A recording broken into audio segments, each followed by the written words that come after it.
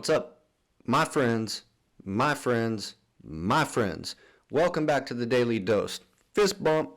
Thanks for being here. Appreciate your time. So guess what? Today we are starting a new book, the book of, or the letter to, the Galatians, the church in Galatia. This is day number 315 of the Daily Dose, and we are going to be looking at chapters 1 and 2 in the book of Galatians today. We also have Psalm number 5 slid in there on the side, so don't forget to read that psalm. But because it's the first day of a new book, as is our custom, we have got a video down below. There's a link in the description for a video that is a really cool semi-animated YouTube video from our friends at Read Scripture, aka the Bible Project. It's kind of like a storyboard animation thing they do. If y'all haven't checked out any of their videos, it is super cool. You can look at Read Scripture or the Bible Project, and they got one pretty much for all the books of the Bible. Some books they've got two for. Anyways, we've got one for the book of Galatians. Link is down below in the description. Go check that out before you finish watching this video. So that being said, Paul wrote a letter to many churches. And one of the letters he wrote was to the church of the Galatians. Okay, so Paul starts off this letter with an introduction, and a good portion of this letter has to do with false doctrine and people that are trying to come in and deceive the church, right? So here Paul starts off after his introduction by confirming that there is no other gospel other than the gospel that he has taught them. There is no other good news other than the original good news of Christ, right? He says, I am astonished that you are so quickly deserting the one who called you to live in the grace of Christ and are turning to a different gospel, which is really no gospel at all. Evidently, some people are throwing you into confusion and are trying to pervert the gospel of Christ.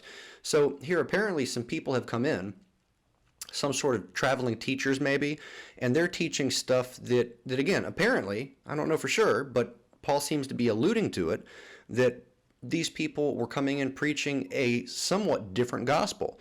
How different was the gospel? I'm not sure how different. How was the gospel different? I'm not exactly sure. But there are times where Paul talks about how people are teaching that you're saved by works and that you're not really saved by faith. And that is one of the differing gospels, right, that is sometimes talked about. That I think that's got a lot to do with kind of what's going on here as well.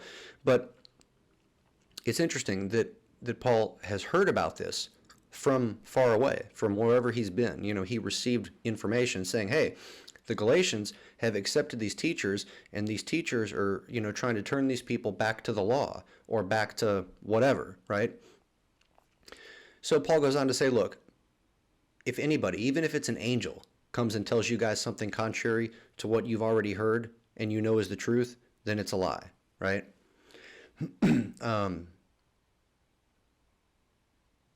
Anyways, I was going to say something about Mormons and Jehovah's Witnesses, but I'm not going to go there. Anyways, moving on.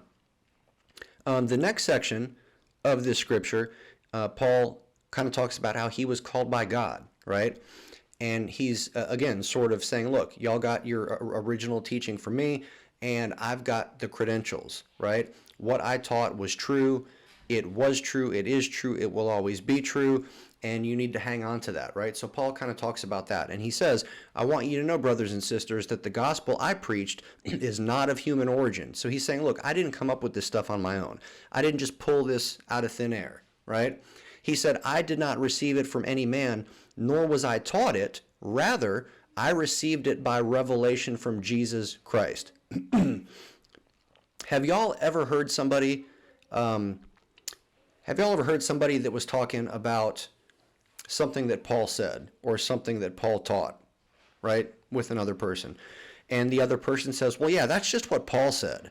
I'm not worried about what Paul said. I'm more concerned about what Jesus said. If Jesus didn't say it, then it must, you know, if Jesus didn't say it or talk about it, then it must not be that important, right?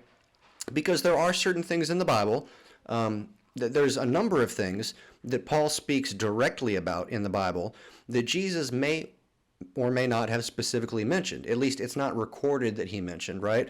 If you read the Gospels and you compare them with the letters of Paul, they share a common thread, and they share very similar commonalities and principalities, but there are certain topics that Paul speaks about specifically that we don't have any record of Jesus speaking about, right? And some of those things have to do with disagreements that go on in the Protestant church today, right?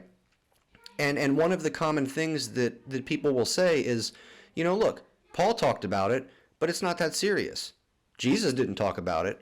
Well, that is erroneous thinking, y'all, because everything that Paul got, it wasn't from here. He got it from Jesus.